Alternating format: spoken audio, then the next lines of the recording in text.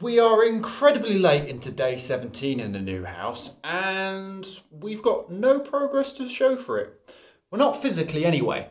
So since finishing work today, I've spent quite a lot of time on the phone with the electricians, with the plumbers. I've been looking around and doing some research for things and material costs, and we've made a few decisions. So I should get the quote from the electrician hopefully in the next few minutes because he's just been asking a load of questions back and forwards, just trying to wrap up the quotes for things.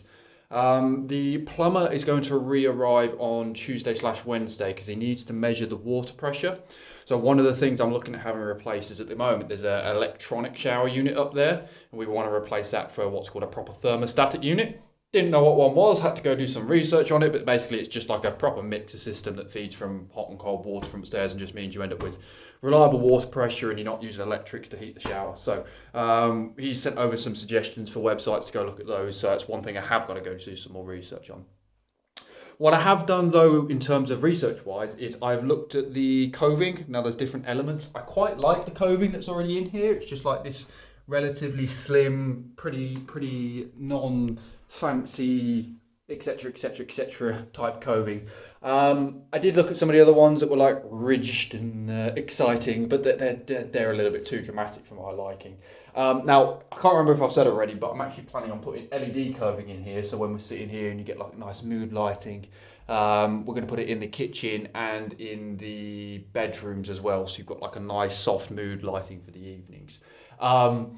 Didn't realise coving was so expensive though. So like without the LED strips, if I buy 800mm by 800mm coving, this is currently 900 by 900 coving, that's going to set me back 670 quid, which isn't too bad. But if I decide to bump that up to 1,000 by 1,000, which I think I may do because it just looks a little bit more meaty, then that's going to run me closer to 900 and nearly £1,000 just on the coving alone. That doesn't include the LED strips, which is going to come as part of the electrical quote. But we've found some good places, some good links for there. I'll put a picture of roughly what I'm looking at on screen now. Hopefully post-edit Ryan remembers to do that.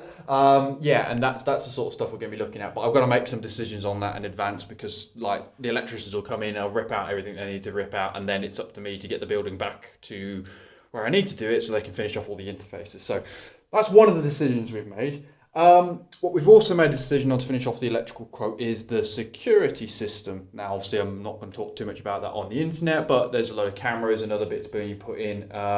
Thank you to my boy Jack. Good session on Telegram. Just having a quick call with him, going through suggestions. He works in all kinds of networking stuff and putting in CCTV systems, so he's an absolute wizard in the scene on that kind of stuff. So he's been a massive help with getting that sorted. So we've spec'd out what we want to do to that. That's going to come to nearly over £1,000 as well. But I've previously had my car stolen, and I would rather make sure the house is secure. So that's a small price to pay for security, which is good.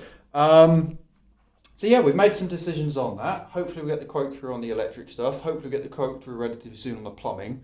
One of the other things I did actually speak about on the plumbing was, so there's a cold water tank in the loft, which I've shown in a previous loft, and I spoke to him about, if we remove the walls where that cold water tank is sitting above, because they're just stud walls anyway, is that going to cause issues?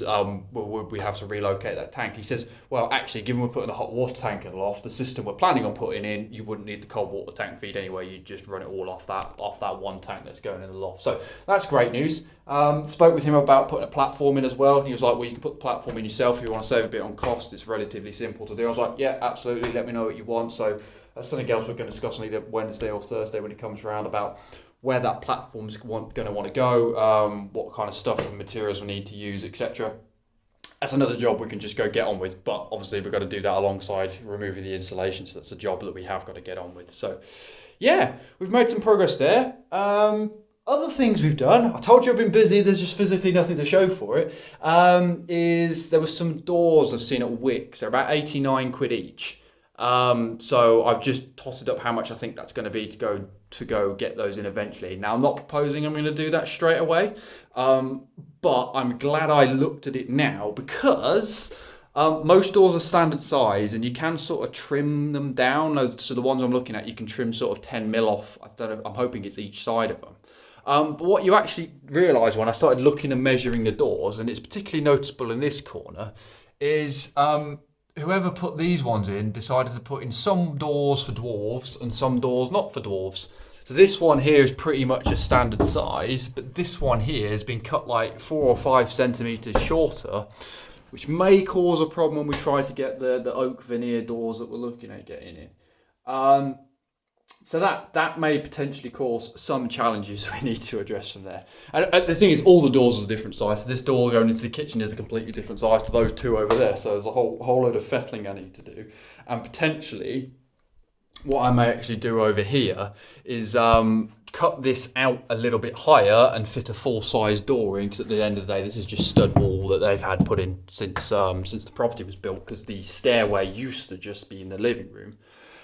So we're probably going to chop that up and be able to actually fit a full-size door in there, because me being a 6'5" tall arse at the moment is having some head-related access issues on that door. So I think it will be helpful to give myself a little bit of extra space. So what else did we look at? We looked at the battening from there. Now there's a bit of a design decision Elizabeth and I got to make. So what I was planning on doing, and shout out to Jack for helping with the idea. He's claiming I stole it, but I'm not going to take that because I was already thinking about doing it, not necessarily on that wall.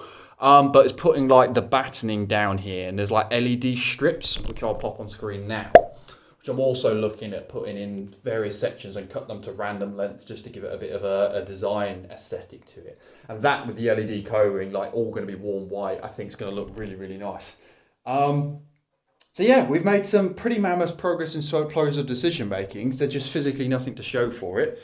But I have at least started jotting up a spreadsheet with love a good spreadsheet with all the sort of list of items that I look in the physical interfaces and stuff I've got to look at buying, just to see how much my bank account's going to hate me for it by the time we're finished with everything, and just to see if there's any potential corners we may need to cut just to allow a little bit more for budget. But yeah, we've made some decision making and planning decision process, which is great. So I think what I'm going to do tonight, because there's not loads of time left, I don't know whether to kick out the new steamer, I probably won't, but what I do need to do is actually go give the kitchen a good clean up. I've got like a couple of days worth of plates and bowls. It was great buying so much cutlery and so many plates, but it's bad because I haven't got a washing machine. I haven't really been washing it, so it's just kind of sitting on the side. So we're going to go clean that up tonight, so at least we've got a fresh start for tomorrow. And I may catch up with you a little bit later if you physically get on with something.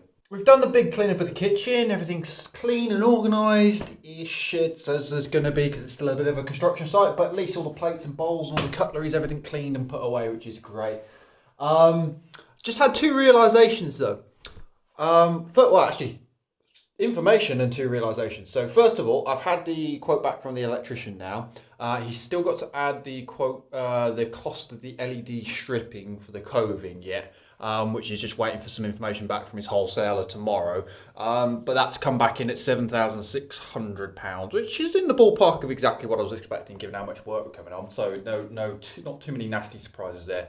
Now, very well, obviously, there's probably still some extra bits I need to add on to that, such as like the outdoor lighting and stuff like that. I've got to physically go and source all that stuff myself. But yeah, it's in the ballpark of what we were expecting as well. The realisations though.